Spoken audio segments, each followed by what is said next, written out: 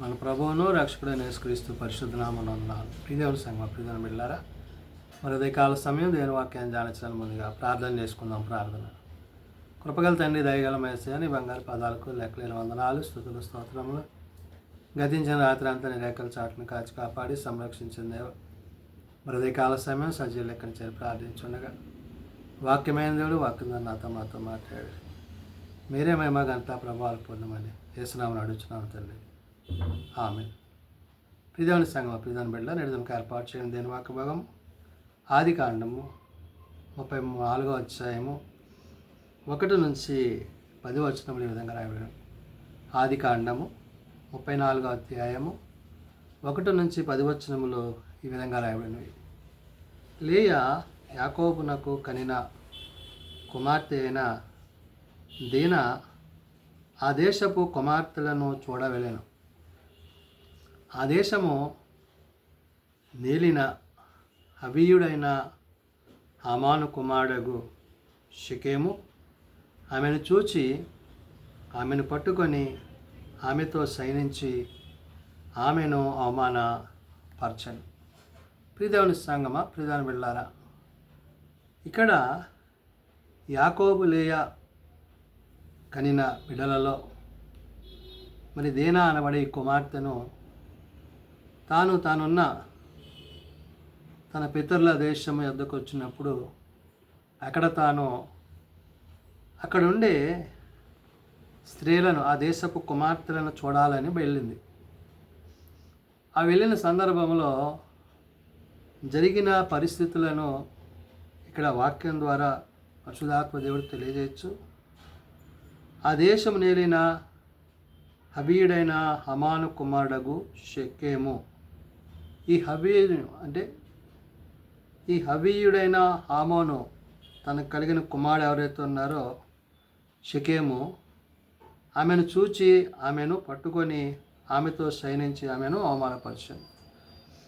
ఈ దినాన్ని చూసిన అతడు ఆమెను బలవంతం చేసి ఆమెను మరి అవమానపరిచిన వాడిగా, ఆమెను వ్యభిచరించిన వాడిగా ఈ షెకెము ఇక్కడ మనకి వాక్యంలో కనబడుతున్నాడు. అయితే అతని మనస్సు యాకోబు కుమార్తె అయిన దీనా మీద ఉండెను. అతడు ఆ చిన్నదాన్ని ప్రేమించి ఆమెతో ప్రియునిగా మాటలాడి మరి చేసిన పొరపాటు మరి సరి చేసుకుంటూ ఆమెను వివాహం చేసుకోవడానికి ఆమె మీద ప్రేమ కలిగిన వాడిగా అతడున్నాడు. అయితే ఎప్పుడైతే ఈ విధంగా షెకెము మరి దీనా పట్ల ప్రవర్తించాడో ఆ ప్రవర్తన అంతటిని బట్టి మరి యాకోబు యొక్క కుమారులకు వేదన కలిగింది. అయితే ఆ చిన్నదాన్ని నాకు పెళ్లి చేయమని తన తండ్రి అయిన హమోరును అడిగాను.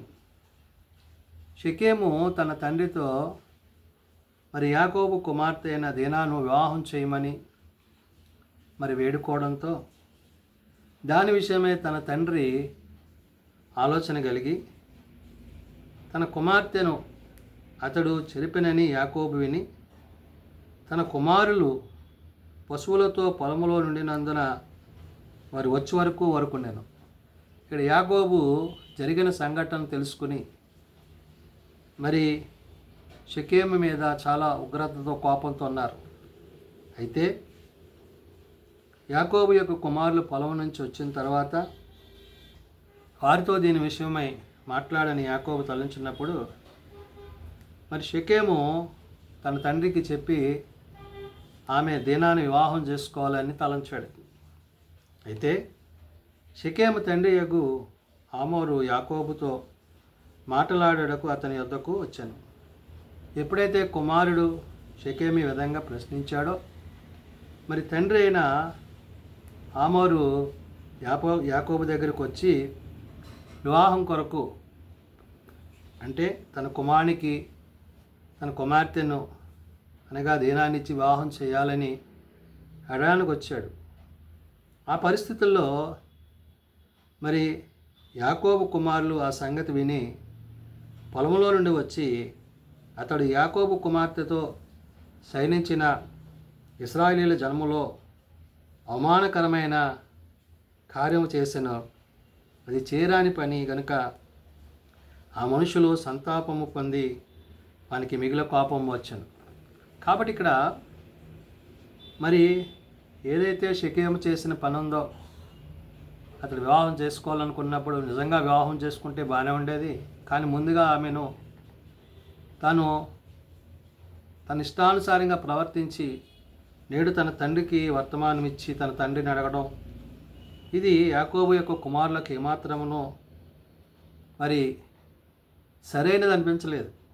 కాబట్టే యాకోబు కుమారులు ఆ సంగతి విని పొలము నుండి వచ్చి అతడు యాకోబు కుమార్తెతో శయనించిన ఇశ్రాయేలీయుల జనసమూహములో అవమానకరమైన కార్యము చేసెను అన్నాడు. అంటే దేవుని ప్రజలైన ఇశ్రాయేలీయులకి ఇది అవమానము, ఇలా చేయకూడదు అనే విషయాన్ని గుర్తు చేసి అది చేయరాని పని కనుక ఆ మనుషుని సంతానము అంటే సంతాపము పొందిన వారికి మిగుల కోపము వచ్చాను. అయితే అప్పుడు హామోరు వారితో, షెకెము అను నా కుమారుని మనస్సు నీ కుమార్తె మీద ఉన్నది, దయచేసి ఆమెను అతనికి ఇచ్చి పెళ్లి చేయుడి. మీ పిల్లలను మాకిచ్చి నా పిల్లలను మీరు పుచ్చుకొనుడని ఈ విధంగా మరి హామోరు మాట్లాడటం జరుగుతుంది. 8వ వచనం అంటాడు, అప్పుడు హామోరు వారితో, షెకెము అను నా కుమారుని మనస్సు నీ కుమార్తె మీదనే ఉన్నది, దయచేసి ఆమెను అతనికి ఇచ్చి పెళ్లి చేయడి. మీ పిల్లలను మాకిచ్చి మా పిల్లలను మీరు పుచ్చుకొని మాతో 1000 మంది మన మధ్య నివసించుడి.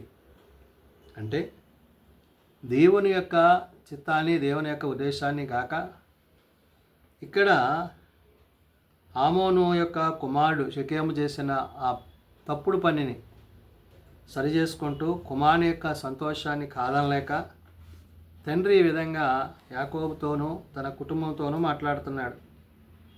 అయితే మా బిడ్డల్ని మీరు, మీ బిడ్డలు మేము ఇచ్చిపుచ్చుకునే విధానంలో వివాహాలు జరగాలి అనే ఉద్దేశాన్ని ఇక్కడ హామోరు మాట్లాడినప్పుడు అందుకే అంటున్నాడు, మా పిల్లలను మీ పిల్లలను మాకిచ్చి మా పిల్లలను మీరు పుచ్చుకొని మాతో 1000 మంది మా మధ్య నివసించుడి అంటున్నాడు. కాబట్టి ఎప్పుడైతే ఈ విధంగా ప్రేమ, విందు, సమాధానం కలిగి ఉంటామో అప్పుడు కోపతాపాలకు చోటీయక మరి కలిసి ఉండొచ్చు అనే విషయాన్ని హామోరు తెలియజేశాడు.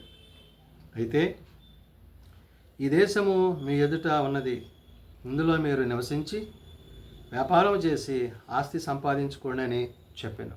మరి హామోరు యొక్క మాటలు మరి యాకోబుకు అంగీకారమైనవి.